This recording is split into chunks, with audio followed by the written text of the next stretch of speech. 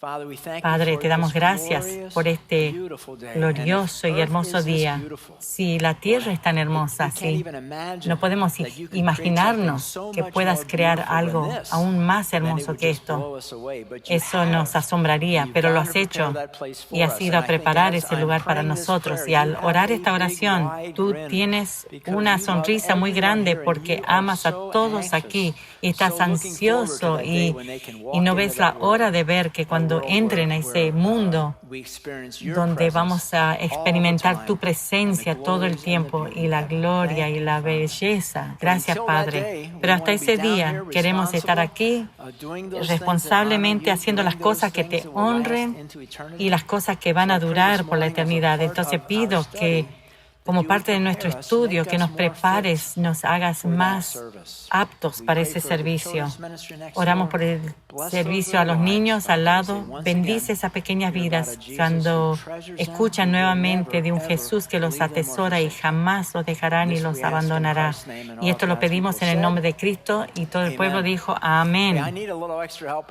Necesito ayuda con este chiste porque fue malo en el primer servicio.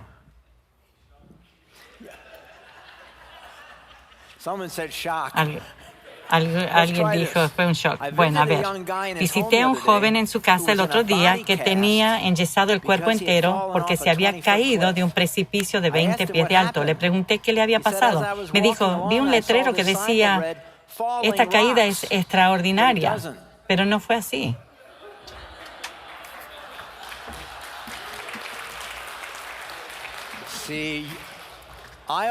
Yo siempre pensé que eran más inteligentes que el primer servicio. Bueno, gracias por eso. ¿Y sabes qué? Lo que no es bueno como cristiano, lo que no es extraordinario, dudar de tu salvación. Entonces, una pregunta que puedes tener, ¿puede perder su salvación un cristiano? ¿Puedes deslizarte lejos de la roca de Jesús? Veamos lo que Pablo nos dice de esto. Y Dan va a hablar de esto también. Vamos a comenzar con verso 23. Pero como contexto vamos a empezar con verso 19, que vimos la semana pasada. Pues a Dios en toda su plenitud le agradó vivir en Cristo, y por medio de Él Dios reconcilió consigo todas las cosas. Hizo la paz con todo lo que existe en el cielo y en la tierra por medio de la sangre de Cristo en la cruz. Eso los incluye a ustedes que antes estaban lejos de Dios, eran sus enemigos, separados de Él por sus malos pensamientos y acciones. Pero ahora Él los reconcilió consigo mediante la muerte de Cristo en su cuerpo físico. Como resultado, los ha trasladado a su propia presencia y ahora ustedes son santos, libres de culpa y pueden presentarse delante de Él sin ninguna falta. Y luego, verso de hoy. Pero deben seguir creyendo esta verdad y mantenerse firmes en ella. No se alejen de la seguridad que recibieron cuando oyeron la buena noticia. Esa buena noticia ha sido predicada por todo el mundo y yo, Pablo, fui designado servidor de Dios para proclamarla. Verso en la Reina Valera dice, reconciliado en su cuerpo por su muerte para poder presentaros santos y sin mancha e irreprensibles si en verdad permanecéis fundados y firmes en la fe y sin moveros de la esperanza del Evangelio que habéis oído. Sí, en verdad. Verso 21 dice, Dios te presentará santo y sin mancha e irreprensible. Sí. Permaneces firmes en la fe, fundados en su fe, sin moverse de la esperanza del Evangelio. Él te presentará irreprensible, sí. Entonces tú puedes decir, bueno, suena como que mi salvación es condicionada, basada en mis obras. Porque Pablo dice aquí que Dios me presentará santo e irreprensible ante Él si sigo en mi fe. Bueno, veamos esto más de cerca y comenzar aplicando las reglas de la hermenéutica. La hermenéutica es la teoría y método de interpretación aplicada no solo a la Biblia, sino a toda interpretación gramatical. Estas reglas remontan a los filósofos griegos de la era de Sócrates, que murió en el 399 a.C. Entonces, estas reglas ya estaban en vigor en la época de Pablo y han sido usadas para interpretar tanto textos filosóficos como bíblicos desde ese entonces. Entonces veamos el versículo de hoy, el enigma que parece decir que tu salvación es condicionada a tu fidelidad, y vamos a probarla por estas reglas de hermenéutica. La primera regla de la hermenéutica dice la regla de definición. La primera regla es qué significan las palabras en el hebreo o el griego. El hebreo en el Antiguo Testamento, el griego en el Nuevo. ¿Dónde lo podemos averiguar? Vamos a la concordancia de Strong's como ejemplo. Y yo recomiendo que si te pones serio en cuanto al estudio bíblico, que uno de los primeros libros que compres es la concordancia de Strong, porque va a traer mucha claridad de este pasaje que quizás no podamos entender correctamente. Entonces veamos lo que Strong dice acerca de esto y de esta palabra sí, que es la palabra clave que nos hace preguntarnos si Pablo nos dice que nuestra salvación es condicionada. Vamos a poner ese versículo en la palabra if. En la Reina Valera. Si en verdad permaneceréis fundados y firmes en la fe. Sí, sigues, permaneces. Entonces vamos a buscar la palabra sí en la concordancia y aquí en este cuadro vemos en la columna a la derecha, no conté las páginas, pero debe haber 5 o 6 páginas como estas y todas estas páginas son dedicadas a la palabra sí. Toda palabra en la Biblia se encuentra en la concordancia de Strong. Entonces cada vez que se usa hay 5 o 6 páginas solo con la palabra sí. Y esto es desde Marcos, verso 19 a Lucas 16. Sí, dice, si eres el Hijo de Dios, sí se encuentra. Y buscas a la derecha y está el número de Strong, donde asignan un número diferente a cada palabra griega diferente. La razón que esto es que el lenguaje griego es un lenguaje muy rico. El inglés tiene como 1 millón de palabras. El lenguaje griego tiene como 7 millones de palabras. Y si incluyes el tipo de palabras, tiene 70 millones de palabras. Y por eso se dice a menudo que es una bendición a nosotros que fue escrito en el griego, porque muchas gracias. Es muy específico. Hay mucho de eso ahí. Y entonces, de hecho, puedes ver que hay 3 distintos números ahí. El 1487, hay mucho repetido, 2579 y 1490. De hecho, si miras todas las páginas, hay 8 palabras griegas para la palabra sí. Entonces, Strong asigna un número a cada palabra. Luego buscas el número en la segunda parte de la concordancia para encontrar su definición.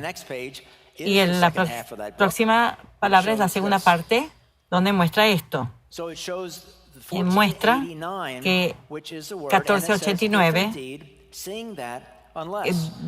dice, si es que, viendo que, a menos que. Entonces usemos de las palabras que se usan en 1487, dice, puedes querer decir, si es que, viendo que, a menos que. Si es que, viendo que, a menos que. Entonces usemos 2 posibles definiciones. Vamos a decir 2 porque el tercero es igual, pero así se traduce. Cada traducción es justa. Podríamos decir con esa definición, si es que de verdad permanecéis fundados, serás presentado sin mancha, o puedes decir con integridad que puede ser traducir así, viendo que permanecéis fundados, o a menos que permanecéis fundados. Entonces, nosotros vemos que hay dos formas de interpretar esto. Ahora, ¿qué hacemos? Bueno, ahora vamos a la segunda regla, otra regla de hermenéutica, la regla de la unidad. Dice, interpreta cada pasaje a la luz de todos los otros pasajes. Entonces, cuando no hay claridad a cuál debe ser y puede haber múltiples interpretaciones, tienes que compararlas con todos los otros pasajes en la Biblia para ver si trae claridad o a cuál palabra quería el autor usar.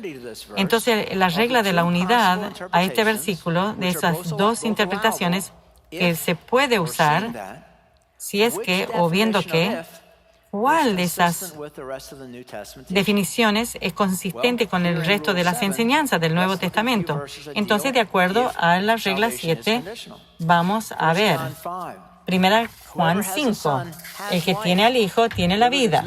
El que no tiene al Hijo no tiene la vida. Les he escrito estas cosas a ustedes que creen en el nombre del Hijo de Dios para que sepan.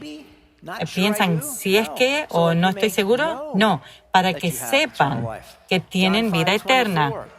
Juan 5:24, les digo la verdad, todos los que escuchan mi mensaje y creen en Dios que me envió, tienen vida eterna. Nunca serán condenados por sus pecados, pues ya han pasado de la muerte a la vida. Judas 1:24. Y ahora que toda la gloria sea para Dios, quien es poderoso para evitar que caigan y para llevarlos sin mancha y con gran alegría a su gloriosa presencia. Hebreos 7:25. Por eso puede salvar una vez y para siempre a los que vienen a Dios por medio de Él, quien vive para siempre a fin de interceder con Dios a favor de ellos. Juan 10:28. Les doy vida eterna y nunca perecerán. Nadie puede quitármelas, porque mi Padre me las ha dado y Él es más poderoso que todos. Nadie puede quitarlas de la mano del Padre.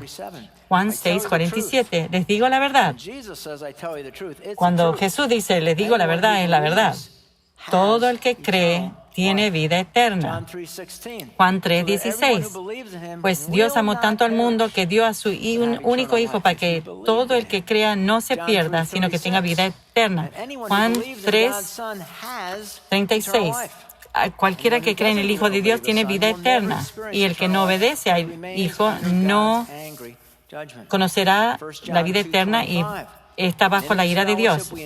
Juan 2:25. Y esta es la comunión que disfrutamos de la vida eterna que Él nos prometió. 1 Pedro, verso 1. Y tenemos una herencia que no tiene precio, una herencia que está reservada en el cielo para ustedes, pura y sin mancha, que no puede cambiar ni deteriorarse. Y por la fe que tienen, Dios los protege con su poder hasta que reciban esta salvación, la cual está lista para ser revelada en el día final. Entonces, el universo, en todo el universo, qué mejor decir que se alégrense de verdad. Le espera inmensa alegría. Entonces, habiendo la importancia de estos otros versículos, ¿cuál interpretación de nuestro versículo en Colosenses se alinea con estas escrituras? Vamos a poner esto ahí. Si es que permanecen en su fe, es el segundo, viendo que sigan en la fe. John MacArthur dijo en cuanto a este versículo, aquellos que han sido reconciliados perseverarán en la fe y obediencia, porque además de ser declarados justos, ellos en realidad son hechos criaturas nuevas con una nueva disposición que ama a Dios, que odia el pecado y desea obedecer a Dios y es fortificada por el Espíritu Santo. Y agrega con un poquito de sarcasmo que si pudieras perder tu salvación, lo harías. Bueno, puedes no convencerte que es la correcta interpretación, pero déjame darte un argumento más. Hay otra palabra, sí, que es 1487, que Strong's agrega esto. Este es una partícula de condicionalidad. 1487 lo hace condicional. El autor podría haber escogido ese sí como condicional, pero usó otra palabra griega. Y por eso, amigos, este es un tesoro que tenemos y usar esta concordancia, que cuando hay un pasaje que es interesante y que no lo entiendes, hay 6, 7 palabras y vas a encontrar, descubrir toda una serie de cosas, de palabras que no usó, que usó el autor, porque hay muchas palabras para escoger. Pero cuando ves algunas palabras que no usó, uno dice, bueno, eso sí debe haber querido decir. ¿Por qué va a llamar algo negro si es azul? En el griego lo decían, el inglés no traduce eso bien. Mantengan eso en su mente. Segunda parte del verso 23 dice, la buena noticia fue predicada por todo el mundo. Y yo, Pablo, fui designado servidor de Dios para proclamarla. Pablo está diciendo que al 62 después de Cristo, cuando escribió esta carta, que toda persona en el mundo conocido de aquel tiempo había oído el Evangelio. No. Es posible que Pablo se refiera específicamente al último mandamiento que le dio a sus apóstoles o discípulos en Marcos 16:15. Le dijo a los discípulos, vayan por todo el mundo y prediquen la buena noticia a todos. Saben que esos 12, 11 no lograron eso. Pablo quizás está usando una exageración en el verso 23. Ha sido predicada por todo el mundo y yo, Pablo, es servidor para proclamarla. Este Pablo usa para confirmar que la iglesia primitiva estaba, de hecho, trabajando diligentemente para compartir el Evangelio a cada criatura viviente. Y verso 24, Pablo hace una de las declaraciones más controversiales de todas sus cartas. Verso 24. Me alegro cuando sufro en carne propia por ustedes, porque así participo de los sufrimientos de Cristo que continúan a favor de su cuerpo, que es la iglesia. Dios me ha dado la responsabilidad de servir a su iglesia mediante la proclamación de todo su mensaje a ustedes. En la Reina Valera dice, verso, yo me gozo en mi sufrimiento por causa de ustedes. Y en mi carne estoy completando lo que falta de los sufrimientos de Cristo. Pablo dice que está completando lo que falta en las aflicciones de Cristo. ¿Qué es lo que él quiere decir aquí? Lo que Pablo no dice es que los sufrimientos de Cristo en la cruz son insuficientes e inadecuados y que tiene que ayudar eso. Creo, en cambio, que la idea aquí es que Pablo está diciendo, Cristo sufrió por mí y de igual manera yo sufro también por la causa y el amor a Cristo. Y por supuesto que Pablo, como sabemos, sufrió mucho. Ellicott, el comentarista, dice, Pablo está completando, en vez de su Señor, una porción del sufrimiento que todavía falta después que Cristo se había ido al cielo. Esta idea está hecha claramente en 2 Corintios 1. Pues cuanto más sufrimos por Cristo, tanto más Dios nos colmará de su consuelo por medio de Cristo. Y muchos de ustedes han sufrido por la causa de Cristo. En otras partes del mundo, muchas personas sufren por Cristo. Y siguiendo en el verso 25-28, Dios me ha dado la responsabilidad de servir a su iglesia mediante la proclamación de todo su mensaje a ustedes. Este mensaje se mantuvo en secreto durante siglos y generaciones, pero ahora se da a conocer al pueblo de Dios. Verso 26 por sí solo. Este mensaje que Pablo está proclamando se mantuvo en secreto durante siglos y generaciones, pero ahora se dio a conocer al pueblo de Dios. Una pregunta para ti. ¿Tú estás abrumado, asombrado, maravillado, atónito y agradecido que Dios te ha alcanzado y te ha llamado para ser uno de sus hijos adoptados? Tú y yo, siendo que no somos judíos, piensa en el Antiguo Testamento. Era todo para los escogidos. Escuchen de nuevo, verso 27. Pues Él quería que su pueblo supiera que las riquezas y la gloria de Cristo también son para ustedes los gentiles. Y es el secreto. Este es el misterio. Cristo vive en ustedes. Eso les da la seguridad de que participarán de su gloria. Y aquí Pablo comparte el secreto, el misterio revelado. Un misterio que solo fue revelado en la época de Pablo, que solamente se había conocido durante 29 años hasta ese momento. Desde el momento que Cristo murió, el 33 después de Cristo, hasta 62 después de Cristo. Que Cristo vive en ti. Que Cristo vive en ti.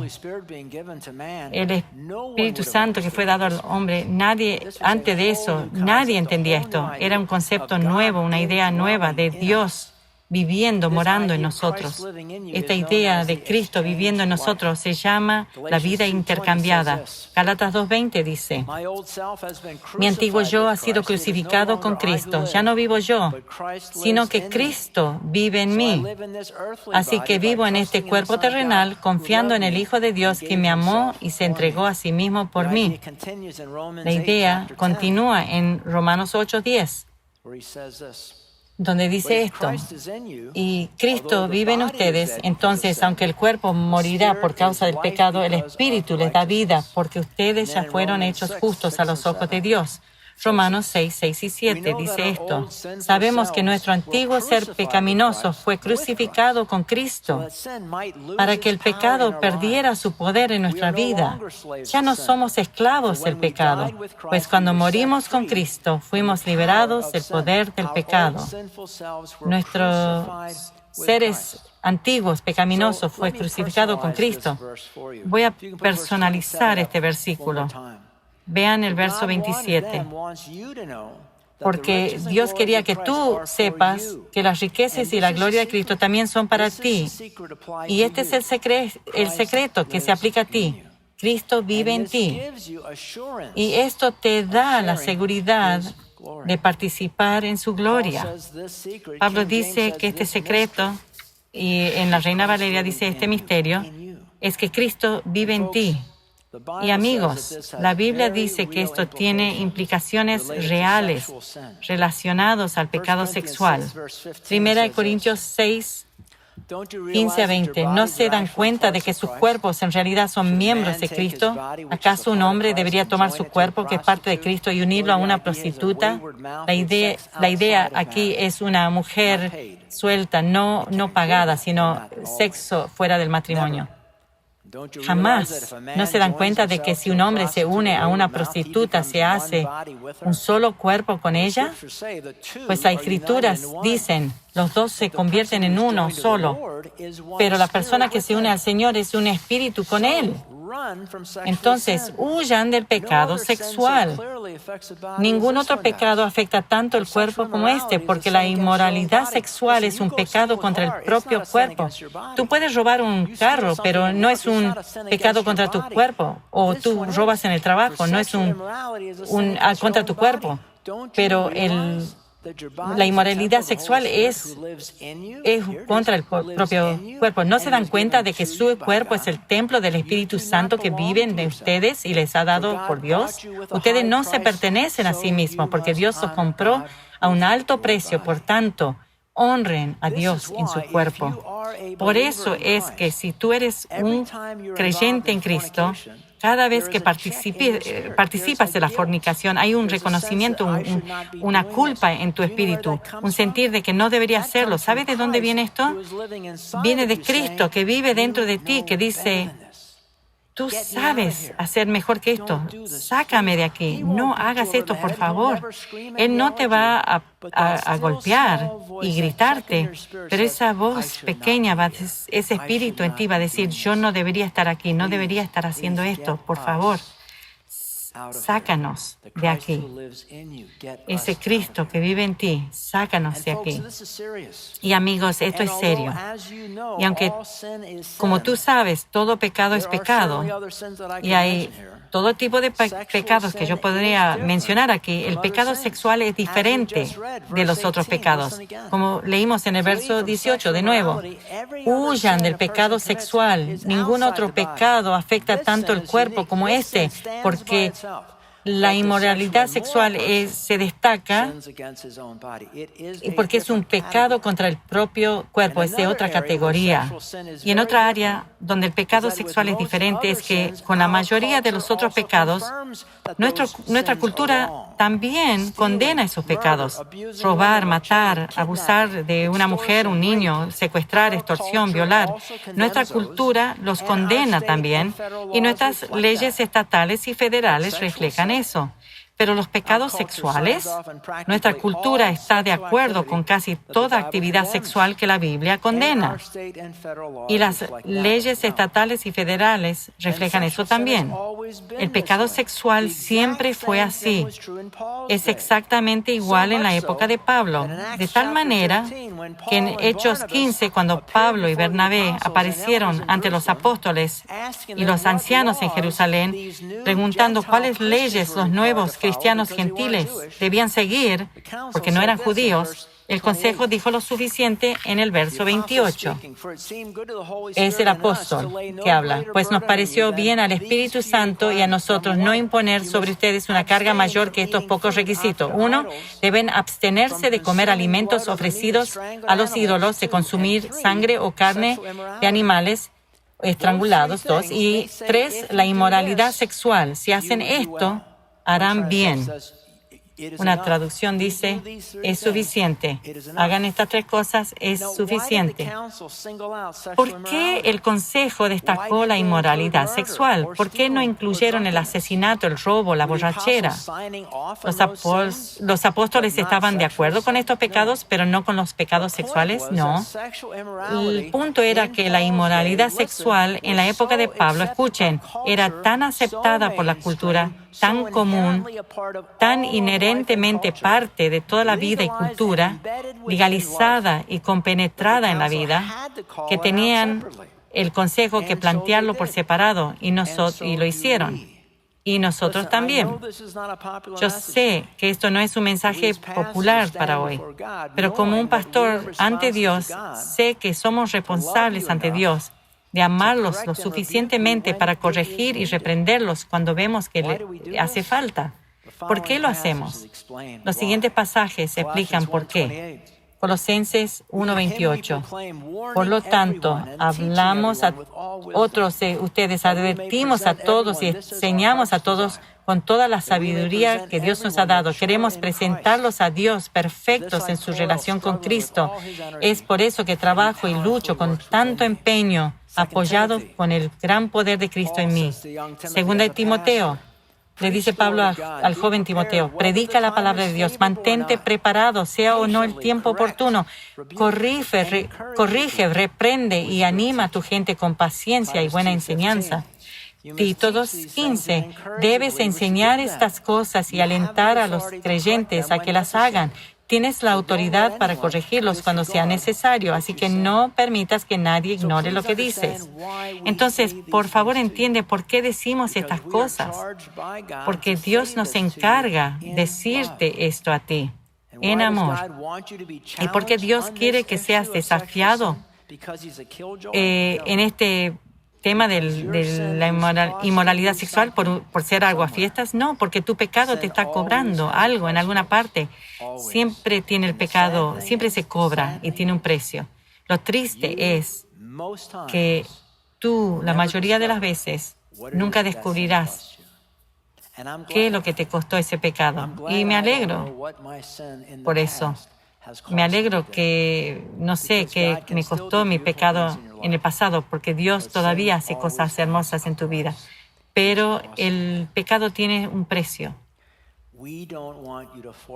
No queremos que pierdas las bendiciones de Dios que vienen por obedecer a Dios. Cuando escoges desobedecer, te alejas de las bendiciones de Dios. Entonces, ¿cómo se aplica a mí esta lección de hoy? Número 1, tiene que ver con el verso 23, de continuar en la fe. Si amas a Dios, odias el pecado y deseas obedecer a Dios y tienes el Espíritu Santo viviendo en ti, entonces seguirás caminando en la fe. Podrías deslizarte, quizás caer y alguna vez renunciar con las consecuencias que vienen con renunciar. Pero si tú eres salvo y tienes el Espíritu Santo viviendo en ti, si lo tienes, tú amarás a Dios, odiarás el pecado y desearás obedecer a Dios. Segunda aplicación, tú vives una vida de intercambio. Colosenses 1:27. Pues Él quería que su pueblo supiera que las riquezas y la gloria de Cristo también son para ustedes, los gentiles. Y el secreto es que vive Cristo en ustedes. Esto les da seguridad, su única esperanza de gloria. Lo he dicho antes muchas veces, pero es bueno repetir. La oración diaria debería ser: Dios, voy a salir de mi cama y cuando salga Tom de su cama va a haber muchos cadáveres, no se va a ver bien. Así trata con la vida. Entonces, Señor Jesús, oro que crucifiques mi carne, a Tom Keller, y que tú vivas tu vida resucitada en mí y a través de mí hoy. Y si eso sucede, va a ser un buen día, porque Jesús va a salir a la calle en su cuerpo en vez de Tom Keller. Qué intercambio, bueno, qué promesa. Y de nuevo, la clave es Gálatas 2:20. Ya no vivo yo, sino que Cristo vive en mí. Y la tercera aplicación, me gustaría hablar a aquellos que están en el pecado de fornicación. Tú dices, Tom, ¿por qué estás señalando solo un pecado? ¿No es todo pecado? Sí, pero si tú estás involucrado en este pecado, a diferencia de matar o violar o robar, la cultura no te reclamará por esto. No vendrá de ninguna parte sino de la iglesia, y lo hará la cultura.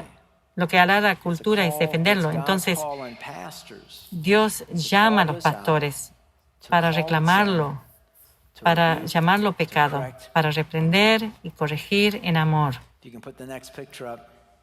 Puedes poner el próximo cuadro.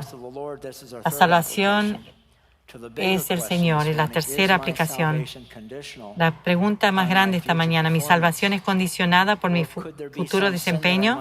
¿O podría haber algún pecado que yo pueda cometer que haría que Dios me abandone? Hay mucha prueba que podríamos dar, pero la que vino a mente cuando estaba preparando es el pacto de Abraham. En Génesis, Dios hizo un pacto con Abraham y dijo esto: el Señor llevó a Abraham afuera y le dijo, mira el cielo, si puedes, cuenta las estrellas. Esa es la cantidad de descendientes que tendrás. Y Abraham creyó al Señor y el Señor lo consideró justo. ¿Debido a sus obras? No había ley todavía. Debido a su fe. Y después, Dios hace un pacto, una garantía con Abraham. Pero Abraham respondió, oh Señor soberano, ¿cómo puedo estar seguro de que realmente voy a poseerla? Y el Señor le dijo, tráeme una novilla de 3 años, una cabra de 3 años, un carnero de 3 años, una tórtola y un pichón de paloma. Entonces presentó todos estos animales y los mató. Luego partió a cada animal por la mitad y puso las mitades lado a lado de la otra. Y sin embargo no partió las aves por la mitad. Algunos buitres se lanzaron en picada para comerse a los animales. Pero al ponerse el sol, Abraham se durmió profundamente y descendió sobre él una oscuridad aterradora. Y después que bajó el sol y cayó la oscuridad, él está dormido. Vio un fuego que subía, que pasaba por los animales muertos. Y Dios hizo un pacto con Abraham. Y aquí está el asunto. Cuando ellos tomaban animales y los cortaban, se conocía en la cultura de ese día que así se hacía un pacto. Era una garantía lo que hacías. Tomabas un animal y lo cortabas por la mitad, lo ponías de cada lado y las dos personas haciendo el pacto caminaban juntos entre los animales. Y la idea era esta idea. Así se haga a mí si cualquiera de los dos rompa o quebrante este acuerdo. Así se haga conmigo si quiebro este pacto. ¿Dónde estaba Abraham cuando Dios caminó entre esos animales? Él estaba durmiendo. No era parte del trato. Era todo Dios. Y ¿sabes lo que veo yo? Veo a Dios con Jesús caminando lado a lado.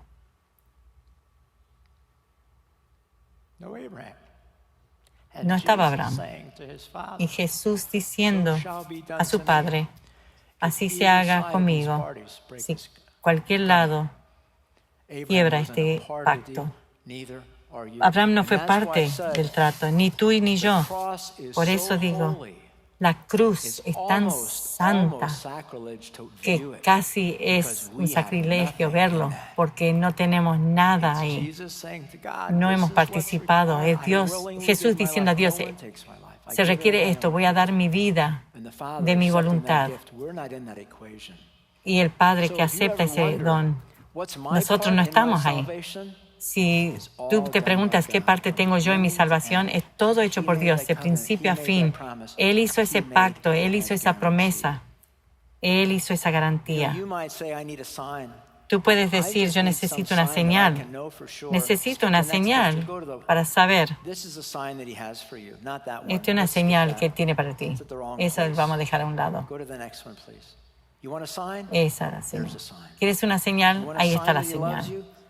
¿Quieres una señal que te ama? Ahí está la señal.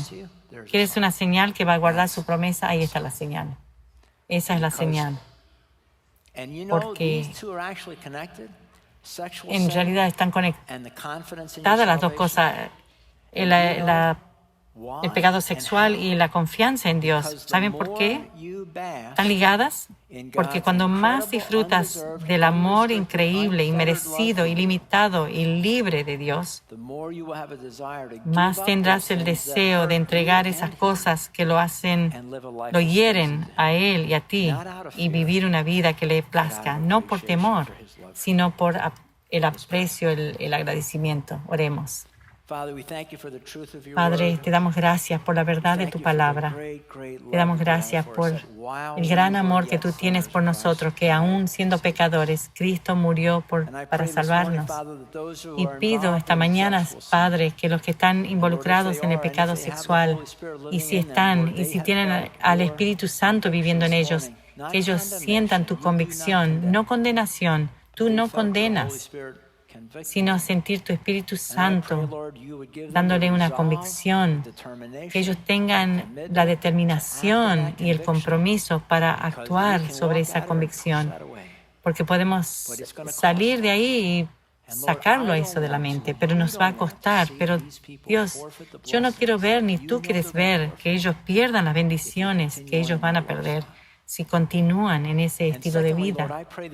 Y segundo, Señor, yo pido que confirmes con nosotros la permanencia y la finalidad de nuestra salvación, que recordemos que de la misma forma que Abraham fue salvo por fe antes de la ley, nosotros somos salvos por fe, y que tengamos esa foto en nuestra mente de esos animales muertos que están de cada lado del camino, y Jesús y Dios caminando lado a lado, y Jesús diciendo, así se haga conmigo si el hombre no guarda su parte del pacto.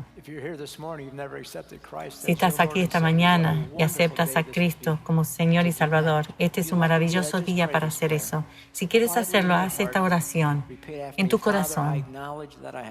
Repite detrás de mí. Reconozco que he pecado. Estoy tan agradecido por tu disponibilidad de morir por mí. Te pido que me perdones mis pecados. Sálvame. Cámbiame. Permíteme vivir una vida que te honra y te place. Que mi vida te traiga gloria y honor y alabanza. Cristo en mí, la esperanza de gloria, la única esperanza de gloria. Y esto lo pedimos en el nombre de Cristo Jesús, y todo el pueblo dijo amén.